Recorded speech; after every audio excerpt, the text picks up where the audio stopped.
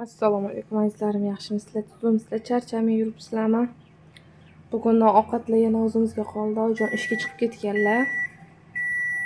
Hozir xonimga xamir qilib qo'yibdilar mana.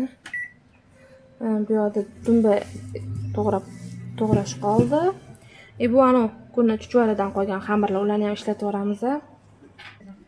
Mana bu yerda qaynisinglim kartoshkalarni archib to'kkalab beribdilar. Suvga solib qo'yishgan.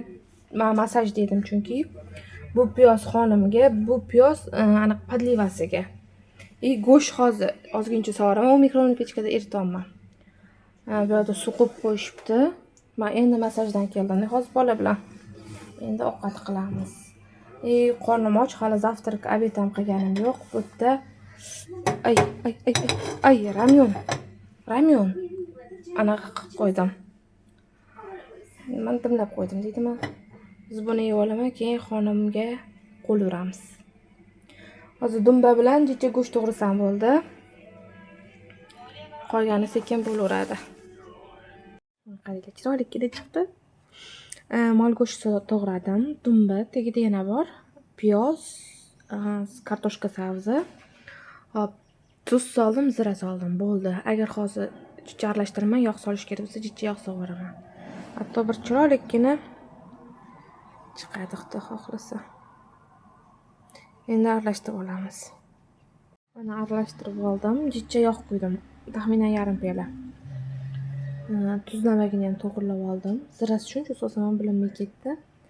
Endi xamirni yoyib olaman. Bu yerda mana listlarim ham yog'ilib ketibdi, olsin jonim. Rahmat. Davom etamiz. Bitta savolim bor edi. Instagramda ko'rib qoldim. Nimaga tarvuz kallasini olib tashladi? Kesib tashlaymiz uni araz qilganda. Unda anaqasi ildizi chiqib turgan joyi kesib tashladi-yu. Bu payg'ambarimizdan qolgan nima deydi?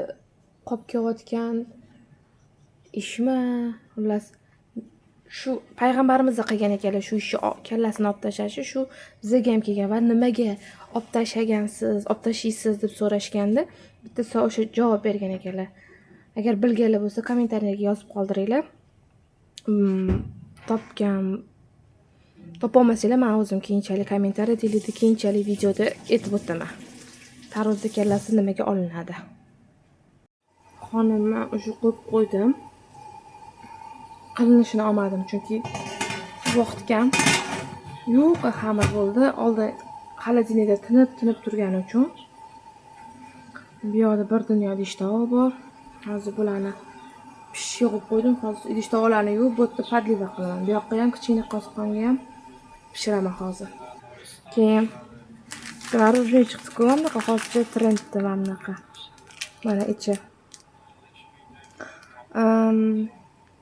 Kattalarga menimcha unaqa yoqmasa kerak. Детский мороженое ekan. Mazasi zo'r. Asosan детскийroq, yosh bolalarga qiziqarli ham sharikchalar tiqib qo'yishgan ekan. Lekin narxi qimmat ekan. Undan ko'ra boshqacha мороженое yaxshi. Chunki buni ichida ko'proq sharikini yeysiz, мороженesidan ko'ra. Ko'p magazinlarda sotyapti. Maslahatim, yeb ko'rishga arziydi, lekin mazasi yaxshi. Endi podlivani qilib olaman. Podlivasini ham qilib qo'ydim o'sha qora tovonda. Uyda jamiki qolib ketgan, nima deydi, eski tomatlar shunaqalarni ishlatyapman. Eski emas endi. Hozir issiq уже hech kim ikralar yegisi yo'qroq. Achib qolmasin, bir qoshiq uni tashlab qilib qo'ydim. O'sha buni o'chiraman tegina. Bu yerda mana xonim ham pishdi. Xamirlar juda yuvqagina chiqdi. Bugun polniy video olmadim. Anaqa vaqtim sal tig'izroq edi. Hozir endi buni ham tegina o'chirib qo'ysam bo'ladi. Kastrulkachaga bo'shatib, tovani yuvib tashlayman tez-tez. Bu yerda yana bitta pishyapmiz kichkina qasqonchada. Uni bujon rahmatli beruvdilar. Juda ham udobniy. Oldin ikkita ham kattada kutib o'tirardim. Keyin buni to'g'raga solib, yog'lab, keyin ikkinchi martaga pishirishga yana bunda pishirardim. Hozir bu mana shu ikkitasini pishiraman bo'ldi-da. Udobniy bo'lib qolgan. Endi lisek siqib olsam, mana maniki 4,5 bo'lib tug'adi уже. Bay. Pishganda hali suzganimni olaman endi. Mana ovqatimiz ham tayyor bo'ldi. Kimga podliva xohishiga qarab, mana bankadagi durda piyozlari bilan kim nima yesa xohlaganiga qarab. Mazasi shunaqa zo'r chiqibdi. Hozir qizimga berdim dumbalari bilan. Xamirlari ham yo'qagina. Hop, sizlar ham kelinglar, bizga yoqimli ishtaha.